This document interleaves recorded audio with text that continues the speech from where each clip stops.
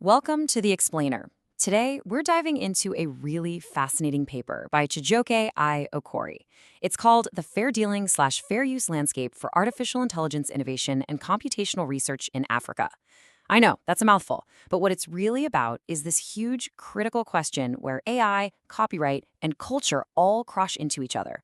Basically, how do we build tech that actually understands and speaks the thousands of languages across Africa? It really all starts with a question you've probably asked yourself in some form. Why can your phone do almost anything in English but struggles with, say, Yoruba or Zulu? Well, the answer to that question uncovers this enormous data gap that's basically slamming the brakes on AI development for a huge part of the world. In this paper, it goes right to the heart of that issue. All right, Section 1, AI's African Language Gap. So let's jump right in.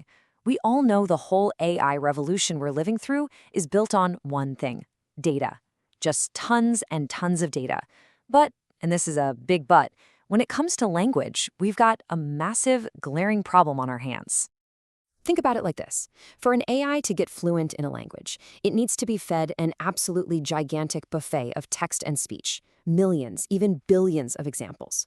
Now, for a language like English, that buffet is endless. The data is literally everywhere. But for most of Africa's over 2,000 languages, that data is incredibly hard to find. They're what's called low-resource languages, and this creates a huge digital divide. Okay, Section 2, the public data goldmine. So, if this data is so rare, where on earth are researchers supposed to find it? Well, it turns out there's this incredible potential gold mine basically hiding in plain sight.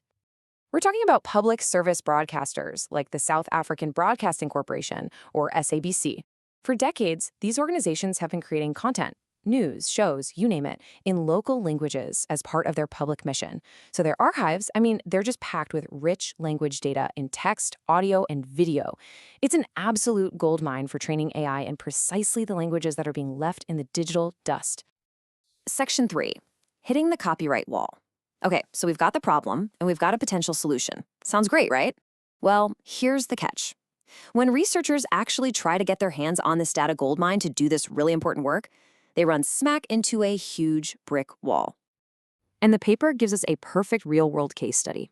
A group of researchers from the University of Pretoria's DSFSI group went to the SABC. Their goal was simple and for the public good. Hey, can we have access to your archives to train AI models for South African languages? Seems like a no-brainer, right? Well, not so fast. Listen to this quote from a former SABC board member. They said, "Am I passing up the opportunity of potential revenue for SABC down the line? Am I going to get into trouble if I give a blank check?" And that right there, that reveals everything. Because the SABC is largely commercially funded, they weren't just thinking of this as a public resource. They were looking at it as a potential commercial asset, something to monetize. And that right there is the fundamental conflict at the heart of this paper. On one side, you've got the researchers. Their goal? To use public data for non-commercial research that helps everybody. And on the other side, you've got the broadcasters' concern. How do we protect our intellectual property and our potential future revenue from licensing all this data? It's a classic standoff. All right, Section 4, the fair dealing key. So how do we get past this standoff? Well, this is where the paper brings in a really important legal concept that might just be the key to unlocking this whole situation. It's called fair dealing. So what is fair dealing? It's basically a critical exception in copyright law. Think of it this way. Copyright law isn't absolute. Fair dealing says, hey, for certain specific purposes, like research, private study, or criticism, you can use protected material without getting permission first. It's a powerful tool that argues not every use needs a license, especially when it's for the greater good.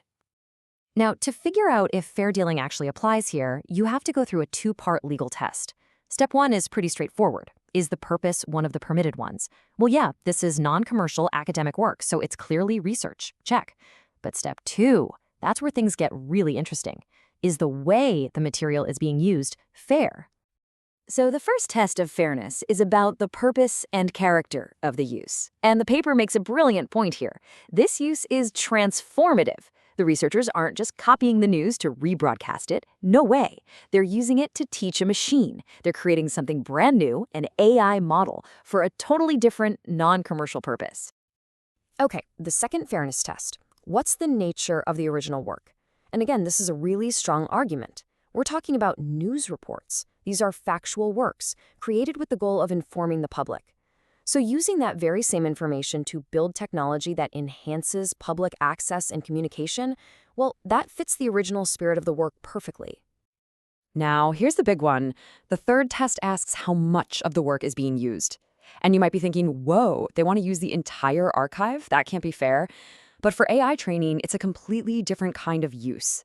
The machine isn't sitting there and watching the news like a person would. It's doing a computational analysis. It's looking for linguistic patterns, not enjoying the creative expression. It's not about the content, it's about the data underneath. And this brings us to the final and maybe the most critical test of fairness. Does the use harm the market for the original work? I mean, this is the big one, right? The paper's answer is a resounding no. These AI models and datasets don't compete with the SABC's news broadcasts at all. They're not a substitute. In fact, you could argue they create new value and expand the use of these languages, which is something that should be right in line with a public broadcaster's mission. So Section 5, what happens next? We've just walked through that whole legal framework of fair dealing, so what's the big takeaway here? What's the bottom line from the paper? Well, the paper lays out a really powerful case. First, building AI for African languages isn't just a nice-to-have, it's absolutely critical for digital inclusion. Second, the key to doing this lies in the archives of public broadcasters. Third, right now, copyright is being used as a barrier, stopping that from happening. And the solution? Fair dealing. It provides a solid legal path for non-commercial researchers to use this data without getting tangled up in licenses.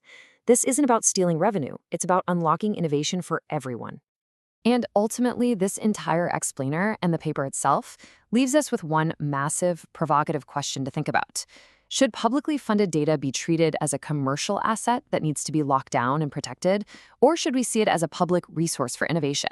Seriously, think about that, because how we decide to answer that question is going to determine whether this next technological revolution includes everyone, or if it leaves a huge part of humanity even further behind.